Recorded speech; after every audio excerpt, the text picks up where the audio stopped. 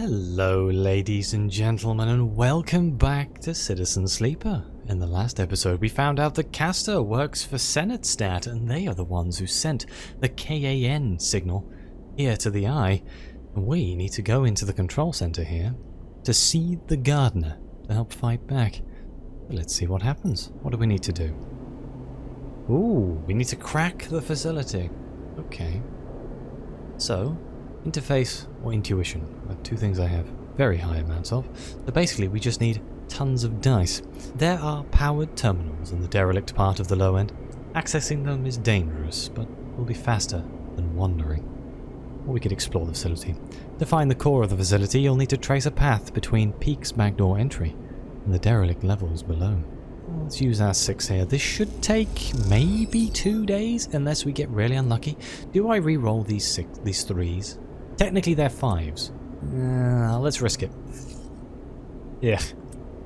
We got a 4. We got a 4 that turned to a 6, which is arguably worse, because we also have a 2 that became a 4. I'm not going to risk that, because I don't want any danger. So what can we do with this 2? I guess let's just hack her. Let's hack a yet again, agent. We have done that. I forgot I'm still sitting on all this data. Who knows? Maybe we'll need it for the Flux storyline. Okay, and then we're going to end for the day. I believe I've already repaired myself, so let's rest here in the low end. We're going to be getting close to our mushrooms being grown, but I think we're okay when it comes to stability.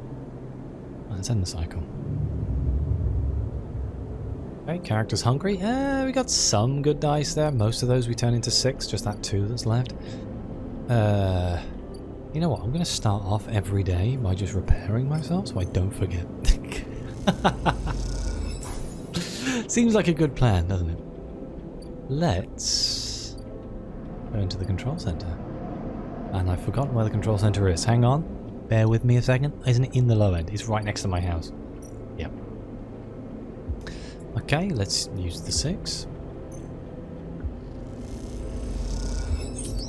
Use the 4.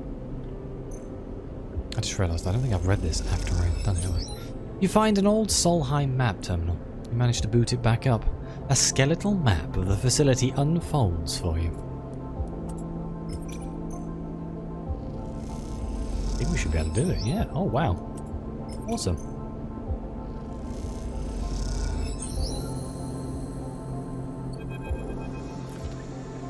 Sleeper, here! Peak calls to you from across the flickering corridor. An elevator to the core. They smile. This is it. It has been a long set of cycles hunting for a path through the derelict layers of old Solheim offices and workshops. But finally, here it is. The path down to the core. You rush over to Peak. As you do, the doors grind open, the dingy-looking elevator flickering as they do.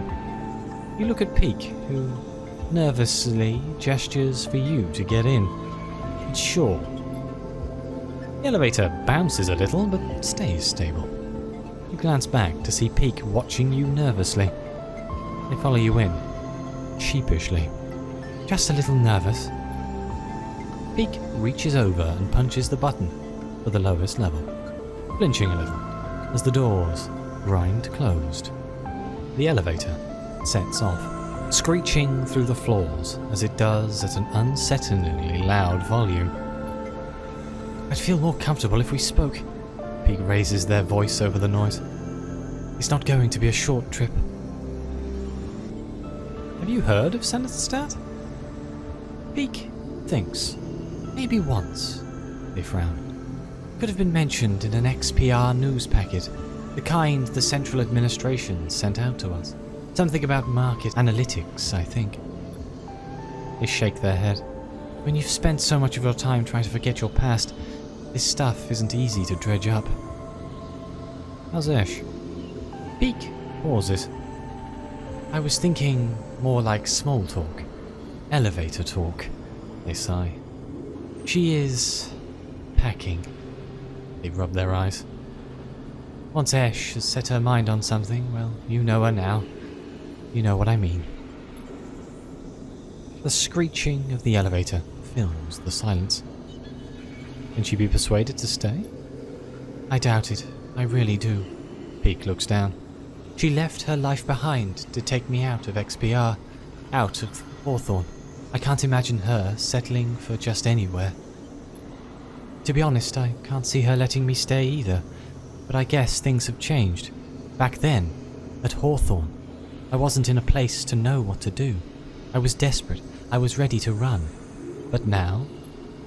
Peak pauses. Now I feel done with that. Done with denying my past, my history. If I ever want to feel complete, to feel settled, don't I need to somehow resolve the person I was with the person I am now? Peak goes quiet, and you do too. There are too many possible questions, too many possibilities before you. It just seems easier to get on with the task at hand and leave the consequences for later.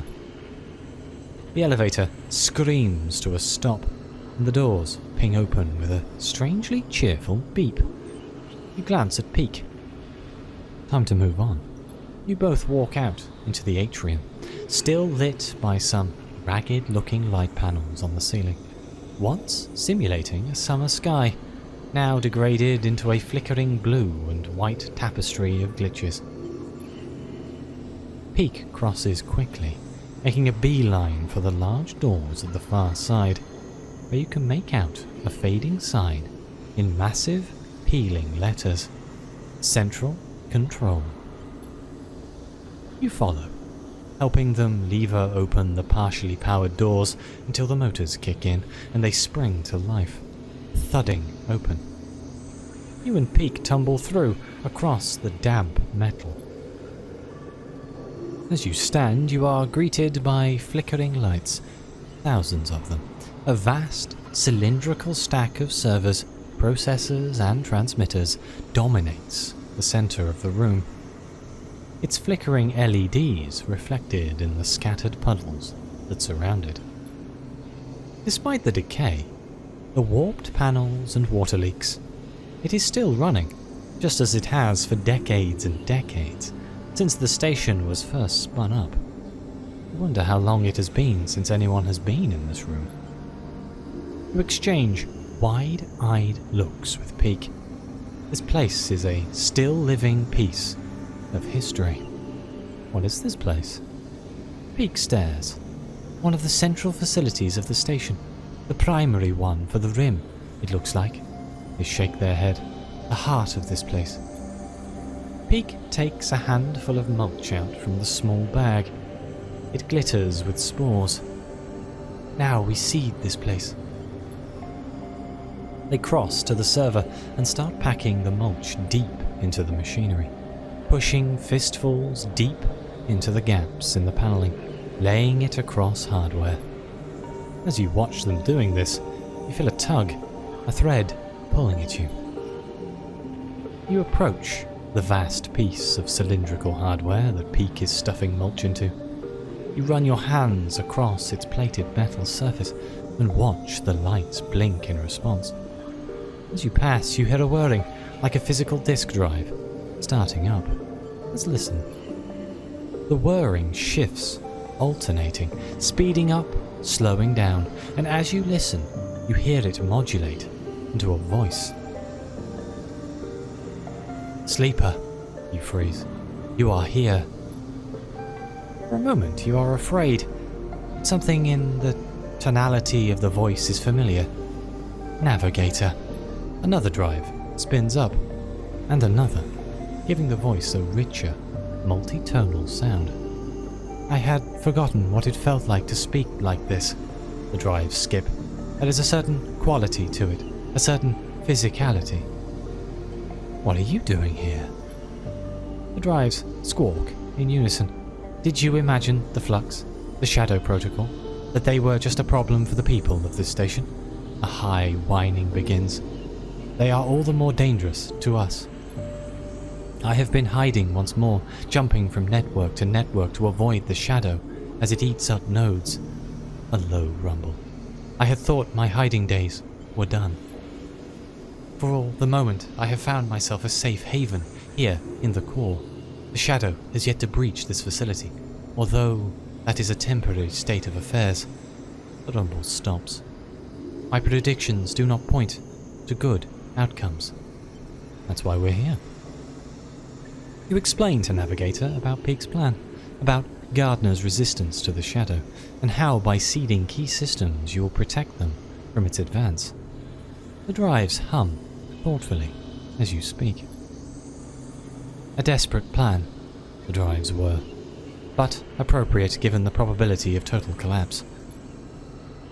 I am not sure what will be worse for us, hiding from the erasure of the Shadow Protocol or the assimilation of Gardner.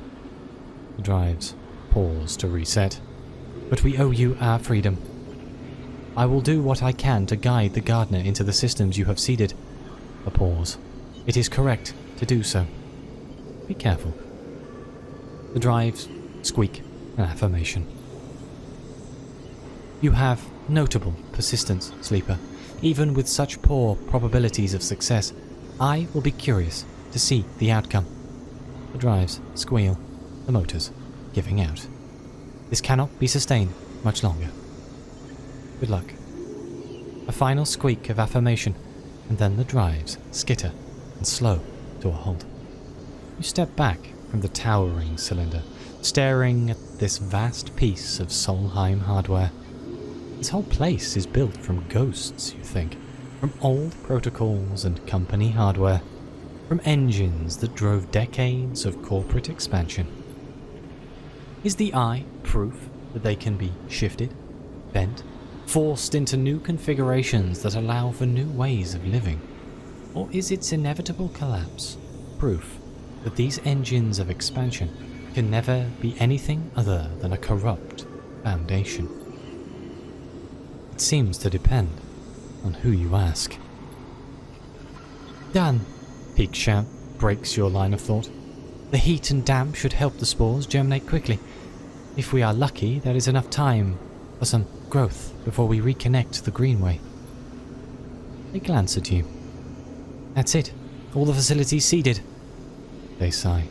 We either just ensured the eye's survival or stuffed a whole lot of soil into one of the most important computers. They laugh weakly. Shall we go? They start to head back towards the doors and the elevator beyond. Let's take one last look. You wait for a moment, following the blinking lights. You wonder what might be tucked away in such a structure, what secrets it might hold, what histories. It's an intriguing prospect, but while you watch the lights, you realize something. If the eye is to become anything more than an offshoot, a temporary structure, it must form its own history, its own stories, stronger than anything that came before. Unlocking these Solheim secrets won't do that, but the persistence, the stubborn drive to survive, that is in the veins of every person in this place.